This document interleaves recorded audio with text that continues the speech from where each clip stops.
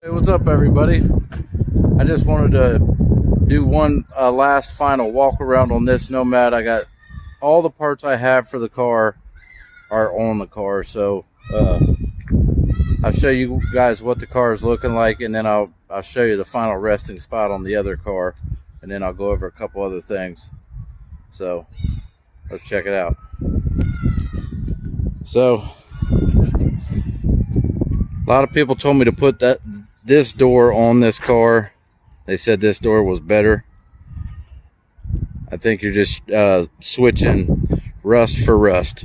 Now this one does have all the trim, the glass. You know, it's complete, and I guess the door skin will go all the way to the bottom to give you, you know, the vision of what a door should look like. But that's a Safari door, and I know they're the same, but if I was trying to keep this car and build it, I would try to track down some 55 Nomad doors for it. So that's on there. It's lined up the best it can. It's got the different frame underneath of it. I still want to fix the steering column's just sitting in it. I want to fix the steering column in it and get a steering wheel on it so it'll steer. But the lift gate is bolted up. I switched the hinges so it opens and closes how it should now. The tailgate is just the car needs a tailgate. That's just basically covering up the hole, basically. And you guys seen this side right here. It's got the glass in it, but it's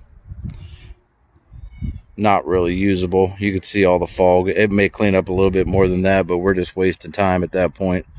You know, you could get some of the rust out of it, but you'll never get this out of there.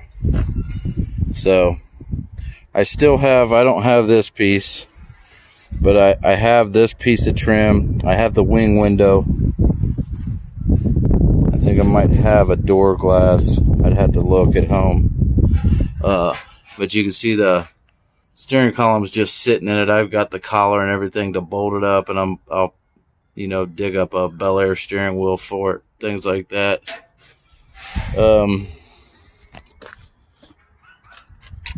And here's the hinges that I took off of the lift gate. It's too bad because these are kind of hard to come by, but you can see how they just cut them out. They just cut the other lift gate right off of it. And then walk back here a little bit more. I just got too much stuff. Here's skid plates and an X, another steering column, but that's a 55 to 57 Chevy convertible X for the X frame. Just random junk. And here's the door that's off the car. When they was shooting the bullet holes from this side back here, you can see right here where it's actually raised up. The bullet tried to come all the way out through it.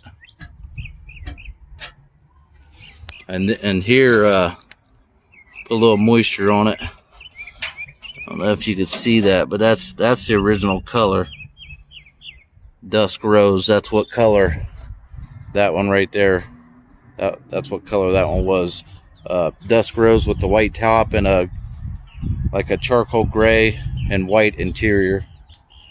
So this is where this one ended up. To be 100% honest with you guys, I just haven't had the heart to cut it up yet.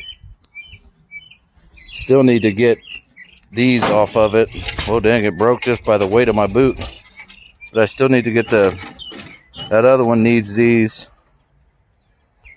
The tailgate hinges.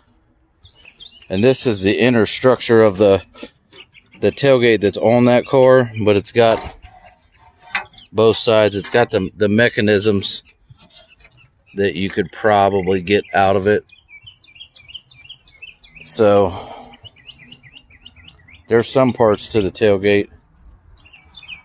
And there's still a few more pieces I want to get off of this car. You know, things off the dash, but I mean, we have been blasted by rain and trucks breaking and working off of one truck. I mean, this week's about killed me. And here's the rear end. The rest of the frame and the floors is gone.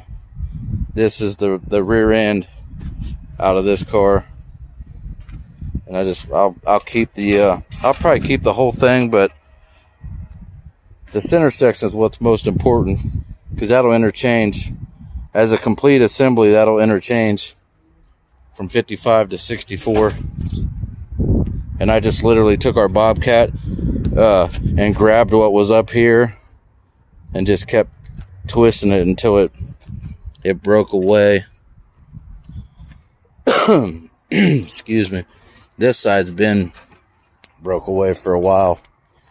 But yeah, guys, I hate to do it, and it'll probably just end up sitting there for, I don't know. Everybody says, save the gas door. Look over there. That's a 55 quarter panel gas door still on it. So I'll probably grab it off of there. But you see, I didn't try no more keys. I did that one short video where I tried keys. It's still got the headliner bows in it. Still a couple more parts off of it, but for the most part, that other Nomad took almost everything off of this car. And I've had a lot of people wanting to buy this sedan. I want to try to build a gasser to see some video of me actually working on them. But then people just skip through it, so kind of damned if you do, damned if you don't. But yeah, you see there's hardly anything left of that Nomad I cut up. Well, I didn't cut up, but the Nomad right there that I stripped out, there's hardly anything left of it. The other Nomad just gobbled up all the parts. So yeah, everybody's been asking about this car, but I'm gonna probably keep this sedan. I know I got a ton of stuff going on, and it'll probably be, it might be a year or two before I can even jump on it. But that car right there is a pretty hard car to find. Actually, all this stuff is anymore. But yeah, that's the end result. That's all the parts I got to put on the car, and it's looking like a pretty complete car. And I've had a bunch of people interested in this car as well.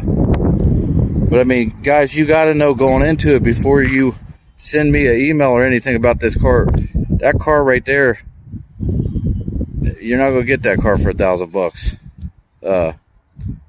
You know, by the time I brought this car and that other one that I cut apart, by the time they got to this lot, I had $3,000 in them cars. And that's why I always told you guys, if you knew how much I actually paid for the cars, you'd probably unsubscribe. But nobody's giving this stuff away no more. It's not happening. You can't find it no more. Everybody wants to squeeze you. And I don't even care if I make $500 on the car, but you know, it's not gonna be $1,000. I'll let it sit right here. And I've had so many people interested in the car, but $1,000, that's almost not even worth responding back to. And I'm not trying to be a jerk. I'm just, you know, I'm not, you know, at the end of the day, I worked on this car and that other one. I worked on both cars for, I probably got almost a month in them, just stripping the one out, and not to mention the frame I put underneath this car. You know, this car's got a good frame on it. But you know, it is what it is. If somebody's serious, they know how to get a hold of me. You know, it's no big deal. But that's the update on the 255 Nomads that was rescued from the junkyard.